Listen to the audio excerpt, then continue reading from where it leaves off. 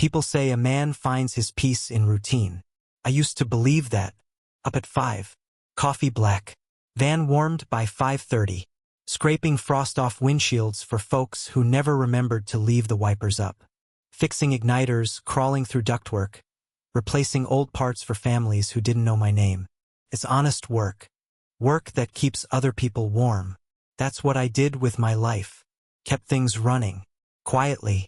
Even when they didn't thank me. 10 years back, I married Sarah. Met her at a mutual friend's cookout. One of those bland suburban affairs with too many kids running around and a Costco cooler full of domestic beer. She laughed at one of my dumb jokes. We talked for a long time. She had this way of listening. Tilting her head, eyes narrowed like she was trying to find the truth behind your words. She told me early on she had a daughter. Madison, she said. 13. Smart but guarded. I didn't flinch. I had no kids of my own, and I figured maybe this was my shot. Not just at marriage, but at family. Real family. When I met Madison, she barely looked at me. Had earbuds in, hair dyed half blue, half defiant. The kind of girl who kept her backpack zipped even at home. Her biological father, Derek, lived down in Phoenix. Had a landscaping business, or so he said. Came around maybe once a year, always with some too loud story, some box-fresh sneakers, and a grin that didn't reach his eyes. Madison lit up when he came. I didn't blame her. I remembered what it was like to hope someone would stay. But then he'd leave every time, with some vague promise about next month or once things settle down, and she'd fold into herself again. Silent. Closed off. It broke something in me I didn't even know was there. So I tried. Slowly.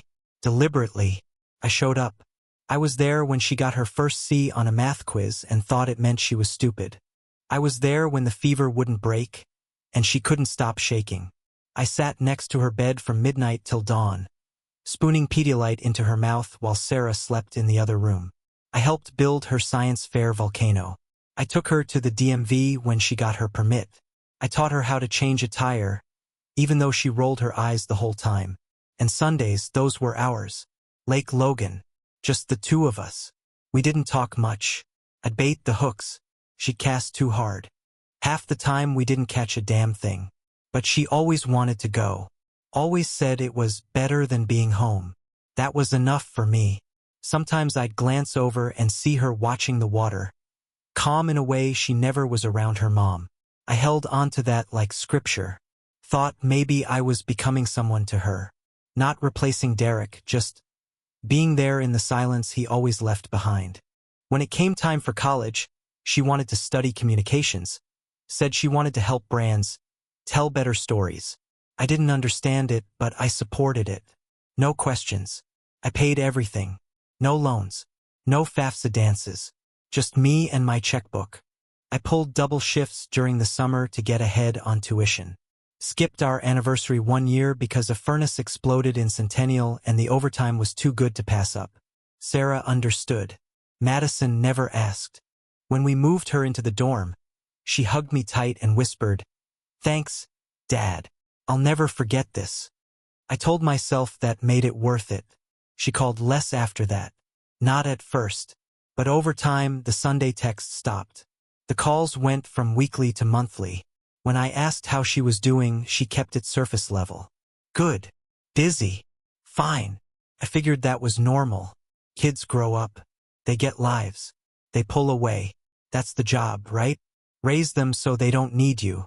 But then Sarah started mentioning Derek more. How he'd come up for a campus visit. How he was talking to Madison about her career path. How he finally seemed ready to be a father. I nodded through it. Didn't show anything. But something lodged in my chest like a splinter. Small. Sharp. And every time I heard his name, it twisted a little deeper. Then Madison got engaged. Jason. A marketing guy. One of those clean-shaven types who calls everything an opportunity. Seemed decent. Brought a bottle of wine over when they announced it. Said he respected how I'd stepped in. I appreciated the gesture. I offered to cover the engagement party. Brooklyn rooftop, catered drinks, city view. Came out to about $12,000. I didn't blink. The wedding came next. Bigger. Venue. Dress. Photographer. Live band. I told Madison, whatever you want. So far I'd spent about $37,000, and I had another $12,000 lined up.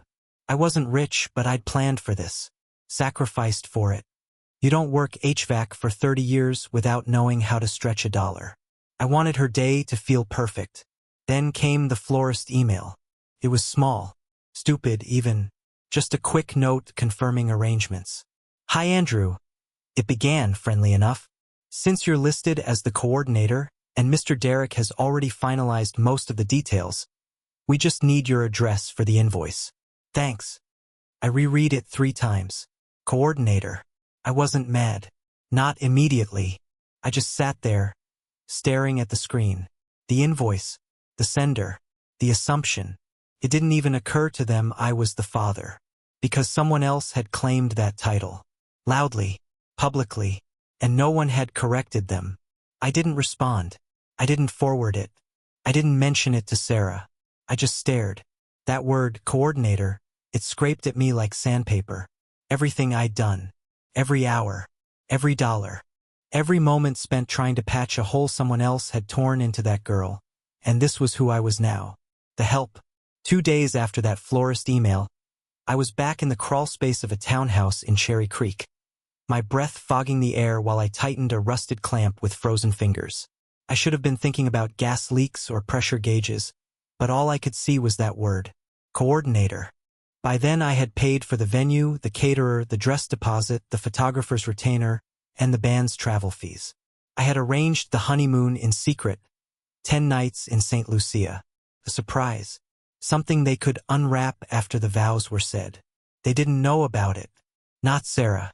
Not Madison. Not Jason. And I was glad. Because now I could unmake it just as quietly. That night, Alex, my buddy from high school, texted me a video. No subject line. No context. Just a 10-second clip he said was going around in a private chat. It was from Madison's bachelorette party. The room was loud. Glitter, champagne, pop music pulsing in the background. Madison sat on a high stool, tiara tilted, a sash over her shoulder that read bride-to-be. Someone behind the camera asked who was walking her down the aisle. Laughter bubbled up. A pause. Then Madison said it. Oh, of course, Derek. He gave more. Andrew's just background. She laughed. They all laughed. Big, open-throated cackles. Someone clinked a glass. I didn't finish the video. I stared at the pause frame, her face mid-laugh, her hand fluttering, and in the noise behind her, the sound of my years being rewritten by a single careless sentence. He gave more? The man who mailed birthday cards late, if at all? Who offered love like a seasonal discount? Good only while supplies last. The man who never covered tuition, never bought a winter coat, never paid a single orthodontist bill? He gave more? And me? I was just background. A muted shade in the corners of her life. The man who paid but wasn't worth remembering. That's when it ended for me. Not in a scream. Not in a slammed door. But in that quiet, still way a light goes out when the bulb finally burns through its filament. I didn't rage. I didn't drink. I didn't call Sarah. I just opened my laptop. First, the venue. Cancelled. I was the financial guarantor. Without me, the contract dissolved. Then the band. I told them the wedding was off. The photographer next, deposit forfeited, but I didn't care. I pulled out of the honeymoon arrangements. Cancelled the flights, the hotel package, the excursions. Every call was short, polite, professional. No explanations. Then came the website. Derek and Madison's wedding, June 14th. There I was, listed in the About the Family section. Andrew, longtime family friend and helpful planner. No photo. No quote. Just that bland placeholder text like I was some event staffer who helped pick napkin colors. I deleted the line.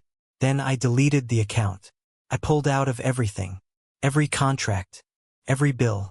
Every silent gesture they'd already pocketed without knowing who signed the check. There was no going back. The next morning, I was in the garage replacing the air filter on the van when Madison texted. Dad, The venue says the contract is canceled. What's happening? For a moment, I stared at that word, Dad. Came too late. It rang hollow now, like a name etched into an abandoned headstone. I typed back, reach out to Derek. You said he's family now, right? No response. 15 minutes later, she called. I didn't answer. Then another text. Then Sarah called. Then Madison again. The message notifications stacked like bricks. I ignored everyone. That night, Sarah came home pale and shaking. She stood in the doorway of the garage and whispered like a funeral had just been called. You canceled everything? I didn't look at her, just kept wiping oil off my hands with a rag. Yes. Why? Her voice cracked. Andrew, why would you, after everything? I turned and looked at her. Finally. Ask Madison. Or Derek. I'm just background, remember? Her mouth opened, but no words came out. She blinked, swallowed, and walked away. That silence told me everything I needed to know. She had seen the video. By the next day, it had spread. Jason called. Sounded shaken. Said vendors were pulling out, deposits gone, timelines shot to hell. Asked if I'd reconsider. I told him, no. Can we talk? He asked. You and Madison should, I said. I'm no longer involved. There was a long pause. Then he hung up. 3 days later, the wedding was officially canceled. Madison posted something online. A story with no names, just vague blame. Funny how some people disappear when things get hard. Thought you'd be there. I didn't respond. She wanted a father made of glitter and absence. One who showed up only when the cameras were rolling and the compliments were guaranteed. She got what she asked for. Let him cover the rest. Let him coordinate. Sarah stopped cooking. She moved around the house like a ghost, opening drawers, staring into them, then closing them again. She didn't fight me. That surprised me. But maybe she saw the truth now. Maybe she saw what I'd spent a decade trying not to say. Her silence was the soil that let this thing grow. She never corrected Madison when Derek was praised. Never mentioned who paid the bills. Never said, that was Andrew, not your dad. Him. She stayed quiet. Maybe to avoid conflict. Maybe out of guilt. Maybe she was waiting for Madison to figure it out on her own. But she never did. They never do. There's this moment, right before a furnace gives out completely, where the flame flutters, wavers, then dies. It doesn't explode. It just fades, and the house grows cold one room at a time. That's how it was with me. They didn't lose me in a blow-up. They lost me in the silence after. And that silence was mine now. I had earned it. Every brittle second of it. I didn't check my phone for 4 days. Not because I was angry. I just didn't care what they had to say anymore. The silence wasn't punishment. It was peace. The kind you forget exists when you've spent years letting other people build their futures with bricks you paid for. I drank my coffee on the back porch, watching frost melt off the fence posts. The air smelled like pine and steel. A dog barked somewhere down the street. Normal life, indifferent and honest. By the 5th day, Madison's number popped up again. Just the word, please. That was all. I didn't answer. Jason's name followed. Then Sarah. Then the florist. Then the venue again. People scrambling to solve a puzzle with half the pieces missing. And I had taken the box with me when I left. I imagined Madison pacing in whatever Brooklyn apartment she shared with Jason, clicking her tongue the way she always did when stressed, her fingers flicking from one app to the next. I imagined Sarah hovering near the kitchen, calling vendors, trying to find a backup plan that didn't exist. They were learning something now. That generosity is not the same as obligation. That patience has a price. That no one, not even the man you call background, stays forever when treated like scaffolding. The 7th day, a letter arrived. Not an email. Not a text. Real ink on paper, the kind that smudges slightly in the creases. I recognized the handwriting. Rounded, neat. Madison's. She started with my name. Not Dad. Just Andrew. I don't know how to make this right. I thought if I explained, you'd just understand. You always understood. The truth is, I was trying to look like someone I wasn't. I wanted everything to seem seamless. polished, like I'd built this adult life with my real father. Because that sounded better than saying I had a stepfather who did everything while my real one vanished. You were there. You always were. And I ignored that because it didn't fit the story I wanted to tell people. I'm ashamed. Not because the wedding is canceled.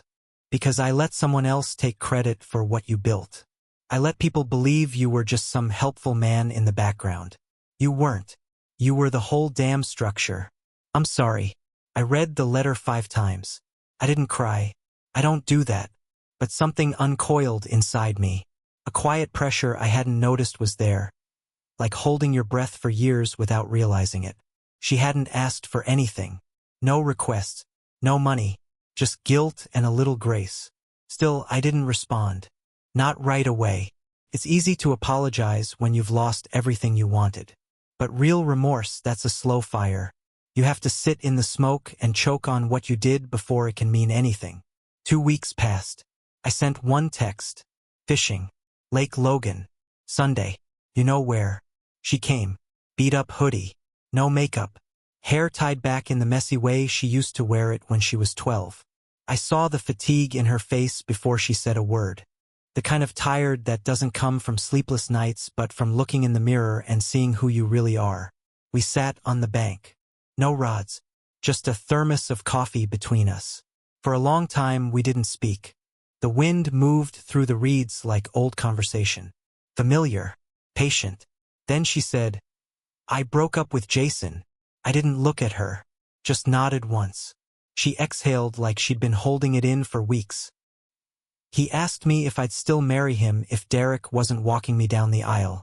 And I realized, no, I wouldn't. She sniffed, rubbed her wrist under her nose. It wasn't about him. It was about the story I wanted to tell. And if Derek wasn't there, that story fell apart. She turned to me. I was building a fantasy, not a marriage. I met her eyes. They were clear now. Not defensive. Not wet with excuses. Just clear. I don't want anything from you, she said. No money. No wedding. I just want you. I didn't speak for a long time. Then I reached out and took her hand. I'm right here, she cried. Not the kind of sobbing that asks to be held. The kind that comes when the weight finally slides off your shoulders and you realize how long you've been carrying it. We stayed there until the sun began to fold down behind the trees. She didn't say Dad. She didn't have to. The next week, Sarah asked if I'd consider restarting the wedding plan. Not as a redo, she said, but as a fresh start. Madison didn't know she was asking. I told her no. Not because I wanted revenge. Because some things need to stay broken so the lesson stays sharp. Madison needed to build something herself now. With her hands. Not with mine. She got it. She didn't ask again. Instead, she started coming around more. Not every day. Not like a child seeking approval. But like an adult trying to rebuild trust one honest visit at a time. She asked questions about my work. Talked about her job in PR. Said she finally understood why I came home so quiet all those years. Said she'd thought it meant I didn't care. Now she knew better. Now she knew silence sometimes means you're carrying too much to speak. Derek showed up once. Left a voicemail for Sarah. Saying Madison was being dramatic. And that Andrew always wanted to play hero. I didn't respond. Didn't need to. She didn't call him back. She had stopped using his name like a badge. Now, when she mentioned him, it was detached. Derek said this. Derek canceled again. She called him what he was. A man with a title but not a role. Me? She started calling me Dad again. Not every time, but often enough that it no longer felt borrowed. Often enough that I could breathe again. And I told myself, if this is all I get, it's enough. I carried that girl on my back through braces, breakups, broken promises. I'd given her the best of me, even when she handed it to someone else and called it a gift from him.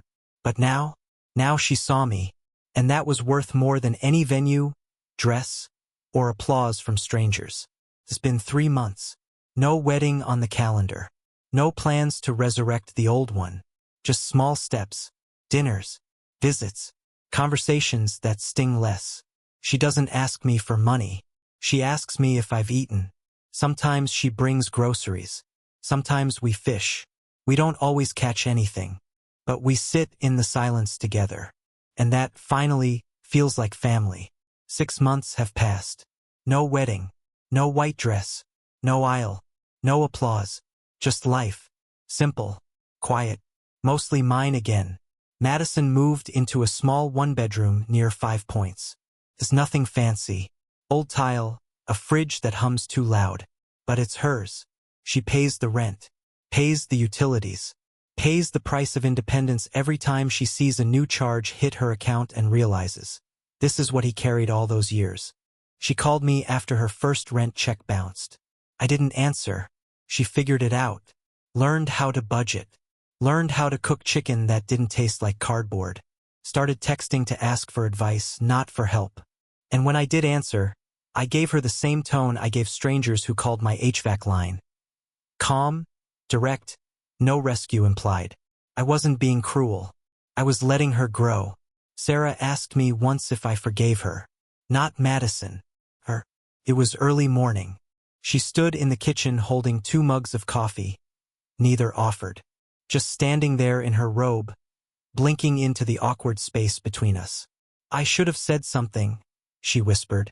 At the party. About the video. Before it got this far. I didn't speak. Didn't nod. Didn't look at her. Because the truth is, her silence had been louder than anything Derek ever said. He showed up with sneakers and applause. She stood beside him and let the stage be his. All while I was up in the rafters, holding up the lights. Sarah used to say I was too quiet. That Madison didn't connect with me because I didn't open up.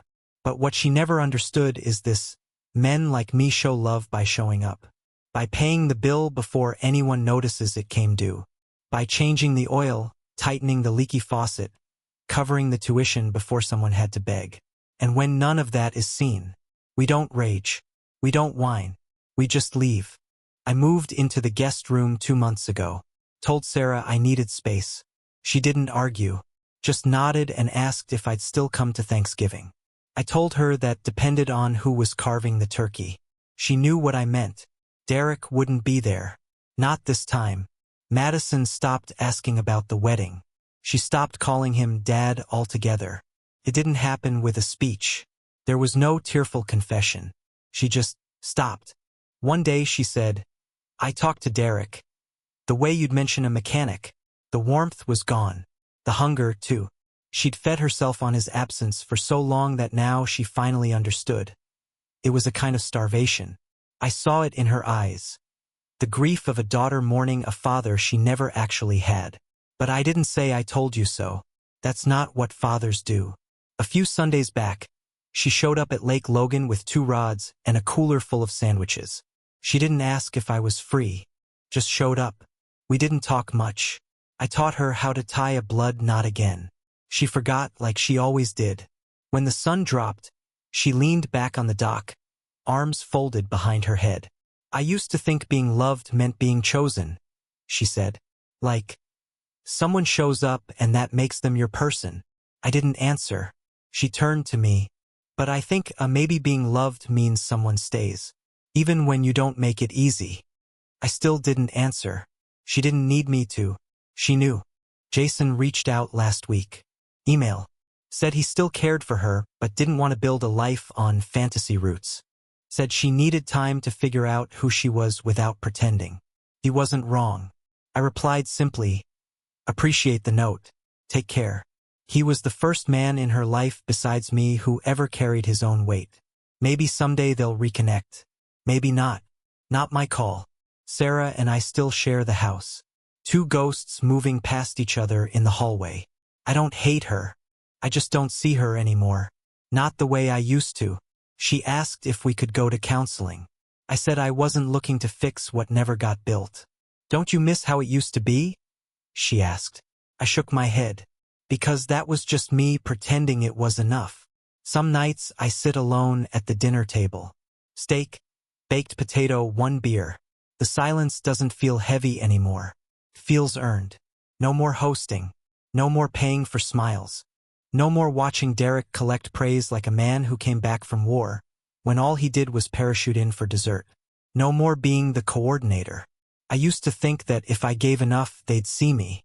That if I kept sacrificing, one day they'd say, he's our father. Not just the one who showed up, but the one who stayed. Instead, they used me as a bridge. And once they crossed it, they tried to burn it behind them.